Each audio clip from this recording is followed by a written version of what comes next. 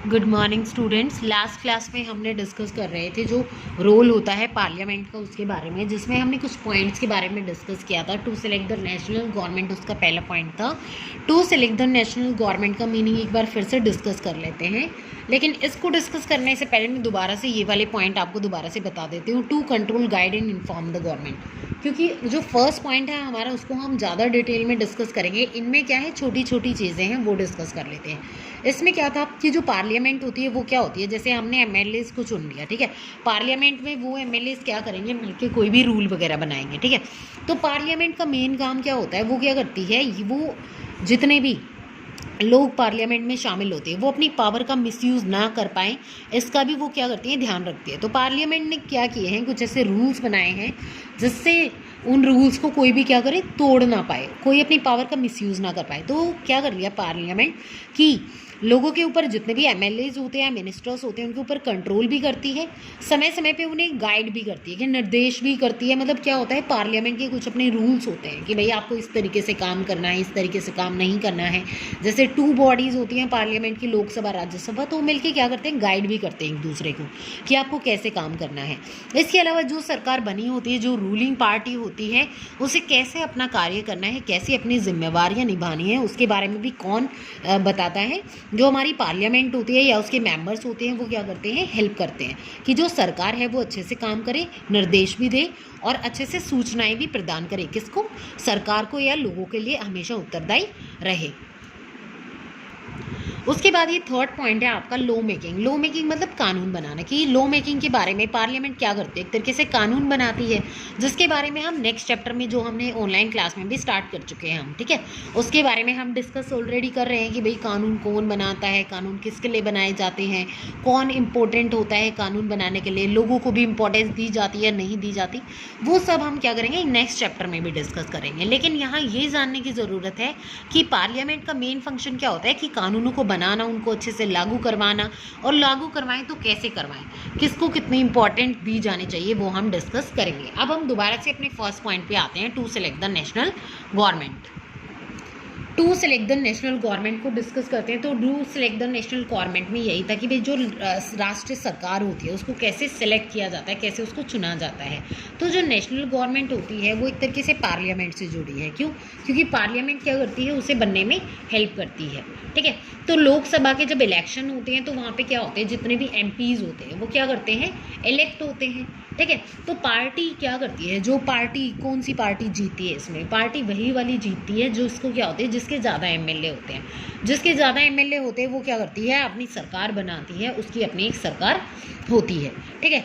जैसे अगर हम समझें, लास्ट क्लास में हमने जब डिस्कस किया था कि जो लोकसभा उसे हाउस ऑफ द पीपल बोला जाता है और उसमें कितने मेंबर होते हैं, 545, जिसमें हमने डिस्कस किया था 543 होते हैं और 2 क्या होते हैं, हमारे एंग्लो इंडियन होते हैं।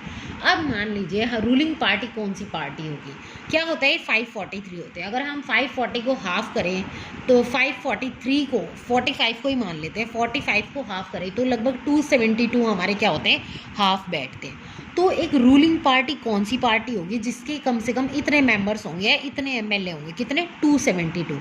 अगर मान लीजिए किसी पार्टी के 272 एमएलए नहीं बैठ पाते हैं तो क्या होती है, दूसरी अदर पार्टीज उसमें आके मिल जाती हैं।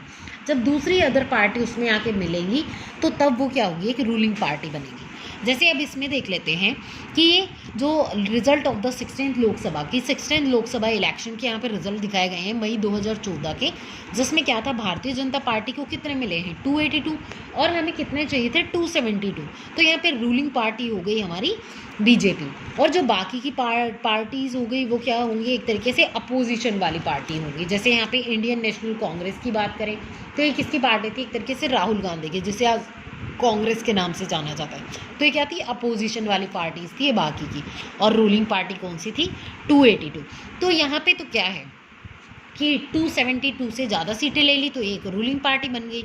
अब क्या होगा, इनका राज चलेगा, ठीक है, इनकी बातें मानी जाएंगी। लेकिन ये नहीं कि दूसरी अपोजिशन पार्टी सवाल नहीं उठा सकती, वो भी क्या हो सकती है, क्वेश्चन रेज कर सकती है। अब यहाँ पे देखिए तो result of 15th Lok Sabha election की मई 2009 के इलेक्शंस दिखाए गए हैं। उसमें बताया गया है कि जो भारतीय जनता पार्टी है उसको 116 INC को 206, ठीक है। यहाँ पे इस तरीके से पार्टीज़ क्या है, कोई भी रूलिंग पार्टी नहीं बन रही, क्योंकि रूलिंग पार्टी होने के लिए 272 MLAs का होना ज़रूरी है, लेकिन ना यहाँ पे इसको 272, ना इसको 272। तो यहाँ पे क्या होगा कि जो दूसरी पार्टी जैसे यहाँ पे राष्ट्रीय जनता दल हो गया, या फिर नेशनलिस्ट कांग्रेस पार्टी हो गया, या कम्युनिस्ट पार्टी ऑफ इंडिया, ये क्या करेंगी, कोई सी एक पार्टी के साथ मिल जाएंगी। जैसे मान लीजिए अगर इसके पास ज़्यादा MLAs हैं तो ये बाकी पार्टीज़ क्या होंगी, इसके साथ मिल जाएंगी। जब इनके 272 इनका टोटल बैठ जाएगा, मान लीजिए इंडियन नेशनल कांग्रेस का 272 टोटल जब बैठ जाएगा तो क्या होगी, एक रूलिंग पार्टी बन जाएगी। तो यहाँ पे एक चीज़ होता है कि जब क्या होता है, कोई पार्टी रूलिंग पार्टी नहीं बन पाती है तो बाकी पार्टीज़ क्या होती है, उसमें मिल जाती हैं, ग्रुप बना लेती हैं वो अपना, और उसमें मिल जाती हैं तो वो कोएलिएशन बनाती है। कोएलिएशन भी यही होता है कि जब अपोजिशन वाली पार्टीज़ क्या होती हैं, आके मेजॉरिटी वाली पार्टी में आके मिल जाती है, वो क्या होता है, आपका कोएलिएशन कहलाता है। इस पार्टी में क्या होता है कि जो PM होता है, पार्टी जो रूलिंग पार्टी होती है उसमें से ही क्या होता है, PM चुना जाता है। और PM का काम क्या होता है कि जो बाकी के मिनिस्टर्स होते हैं उनको चूज़ करना। जैसे हेल्थ मिनिस्टर हो गया, एजुकेशन मिनिस्टर हो गया, फाइनेंस मिनिस्टर होगा, उनको कौन चूज़ करेगा, हमारा PM चूज़ करेगा। जो PM होगा वो कहाँ से चूज़ किया जाएगा, कहाँ से सेलेक्ट किया जाएगा, कि जो रूलिंग पार्टी होगी उनमें से क्या होगा, PM को सिलेक्ट किया जाएगा। और PM का क्या करेगा कि जो बाकी के मिनिस्टर्स हो गए उनको सिलेक्ट करेगा। अब हम राज्यसभा के बारे में डिस्कस कर लेते कि राज्यसभा होती क्या है, ठीक है। अगर राज्यसभा की बात की जाए तो राज्यसभा को काउंसिल ऑफ स्टेट के नाम से भी जाना जाता है, ठीक है। तो राज्यसभा, राज्य मतलब अलग अलग राज्यों की बात हो रही है, ठीक है। राज्य मतलब क्या होता है, स्टेट, और सभा हो गई हमारी काउंसिल, तो इसलिए इसे काउंसिल ऑफ स्टेट बोला जाता है। और ये क्या होता है, अलग अलग राज्यों से काम करती है। इसके बारे में हमने पहले भी डिस्कस किया है कि इसमें टोटल कितने मेंबर्स होते हैं, 245 मेंबर्स होते हैं, और जिसमें 233 होते हैं और 12 क्या होते हैं, अलग होते हैं। ये जो 12 होते हैं इन्हें कौन नॉमिनेट करता है, जो हमारे प्रेसिडेंट होते हैं वो इन्हें नॉमिनेट करते हैं। जो हमारे देश के राष्ट्रपति होते हैं वो क्या करते हैं, इन 12 मेंबर्स को नॉमिनेट करते हैं। अब इनको वो नॉमिनेट कैसे करते हैं कि मान लीजिए कोई स्पोर्ट्स में अच्छा है, तो जैसे ये सचिन तेंदुलकर अगर हम एग्जांपल लें तो क्या है, वो क्रिकेट में काफ़ी अच्छे हैं। अगर क्रिकेट को हम जोड़ के देखें तो वो किससे रिलेट करता है, स्पोर्ट्स से, खेल से रिलेट करता है। तो क्या है, हमारे प्रेसिडेंट ने 12 मेंबर्स में एक सचिन तेंदुलकर को सिलेक्ट किया। ऐसे ही हम क्या करें कि भाई इसमें कोई लिटरेचर से भी हो सकता है, अगर हम बॉलीवुड से भी हो सकता है। बॉलीवुड में जैसे अमिताभ बच्चन को सिलेक्ट किया गया था। तो क्या होता है, जो 12 मेंबर्स होते हैं वो अलग अलग कैटेगरी से बिलोंग करते हैं। अलग अलग क्या होता है, कैटेगरी वो वाली कैटेगरी नहीं कि आपकी SC ST OBC आप उससे उन्हें जोड़ के देखो, नहीं, वो इसमें नहीं होती, बल्कि अलग अलग कैटेगरी या अलग अलग एरियाज़, जैसे ही मान लीजिए कोई बॉलीवुड से हो गया, कोई स्पोर्ट्स से हो गया, कोई लिटरेचर से हो गया, कोई सोशल सर्विस करता है। तो क्या होता है, ऐसे क्या होते हैं, जो 12 मेंबर्स होते हैं वो क्या होते हैं, नॉमिनेट किए जाते हैं प्रेसिडेंट के द्वारा, जो अलग अलग क्षेत्रों में क्या होता है, मशहूर होते हैं, ठीक है। और इन्हें क्या होता है, इनडायरेक्टली चुना जाता है। जितने भी हमारे मेंबर होते हैं ना, इलेक्टेड मेंबर होते हैं, उनकी हेल्प से और साथ में प्रेसिडेंट की हेल्प से। प्रेसिडेंट क्या करता है, मेनली प्रेसिडेंट होते हैं हमारे, राष्ट्रपति होते हैं जो इन्हें नॉमिनेट करते हैं।